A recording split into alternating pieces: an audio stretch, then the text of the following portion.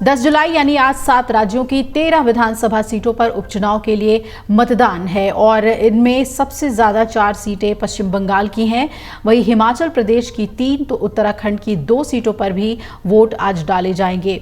लोकसभा चुनाव नतीजों के बाद पहली बार ये चुनाव हो रहे हैं और इस चुनाव में हिमाचल प्रदेश के मुख्यमंत्री सुक्खू की पत्नी कमलेश ठाकुर सहित कई दिग्गज और कुछ नए चेहरे भी किस्मत आजमा रहे हैं।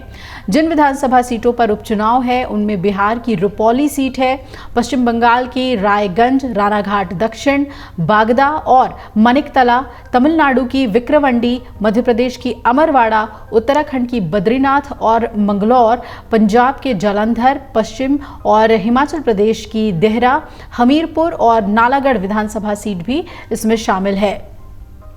तो जिन सीटों पर उपचुनाव के लिए मतदान है, पिछली बार इनमें से बीजेपी और निर्दलीय उम्मीदवारों ने सबसे ज्यादा 3 सीटें जीती थी। दूसरे स्थान पर कांग्रेस ने 2 सीटें जीती थी। वहीं टीएमसी, बसपा, जेडीयू, आप और डीएमके के एक उम्मीदवार विजयी हुए थे। पश्चिम बंगाल की 4 सीटों पर उपचुनाव होना है और ये चारों सीटें टीएमसी के पास थीं। टीएमसी ने लोकसभा चुनाव 2024 में भी शानदार प्रदर्शन किया है। ऐसे में इस बार भी इन सीटों पर टीएमसी का पलड़ा ही भारी माना जा रहा है। बिहार के रुपौली सीट की बात कर लें, जहां पर उपचुनाव है, तो ये जेडीयू विधायक बीमा भारती के इस्तीफे के बाद चुनाव हो रहा है। अब वो जेडीयू छोड़कर राजद में चली गई हैं। ऐसे में इस सीट पर एनडीए और इंडिया गठबंधन के बीच कड़ी टक्कर मानी जा रही है। अब दक्षिण का रुख करें, तमिलनाडु के विक्रमंडी सीट पर भी उपचुनाव है और इस सीट पर डीएम के विधायक पुंगाजेंधी के निधन के बाद ये खाली हुई है। इस सीट पर डीएमके और एनडीए के बीच कड़ा मुकाबला बताया जा रहा है। मध्य प्रदेश की बात कर लेते हैं। यहाँ अमरवाड़ा विधानसभा सीट पर उपचुनाव हो रहे हैं और यहाँ से कांग्रेस विधायक कमलेश प्रताप शाह बीजेपी में शामिल हो गए, इसलिए इस सीट पर उपचुनाव कराया जा रहा है। तो उत्तराखंड के बद्रीनाथ और मंगलौर सीट पर उपचुनाव हो रहे हैं। बद्रीनाथ से विधायक राजेंद्र भंडारी ने कांग्रेस से इस्तीफा देकर बीजेपी का दामन थाम लिया था और मंगलौर में बसपा विधायक सरवत करीम अंसारी के निधन के बाद यहां पर उपचुनाव कराया जा रहा है। इस सीट पर बीजेपी ने करतार सिंह भड़ाना, कांग्रेस ने पूर्व विधायक काजी निजामुद्दीन और बीएसपी ने दिवंगत विधायक सरवत करीम अंसारी के बेटे उबैदुर रहमान को टिकट दिया है।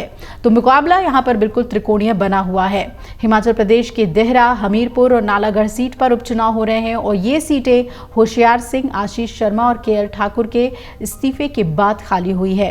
देहरा में कांग्रेस की कमलेश ठाकुर और बीजेपी के होशियार सिंह के बीच मुकाबला बताया जा रहा है। कमलेश ठाकुर सीएम सुखविंदर सिंह सुक्खू की पत्नी हैं। वहीं हमीरपुर में बीजेपी के आशीष शर्मा और कांग्रेस के पुष्पेंद्र वर्मा के बीच मुकाबला है, जबकि नालागढ़ में कांग्रेस के हरदीप सिंह और बीजेपी के केएल ठाकुर चुनावी मैदान में हैं।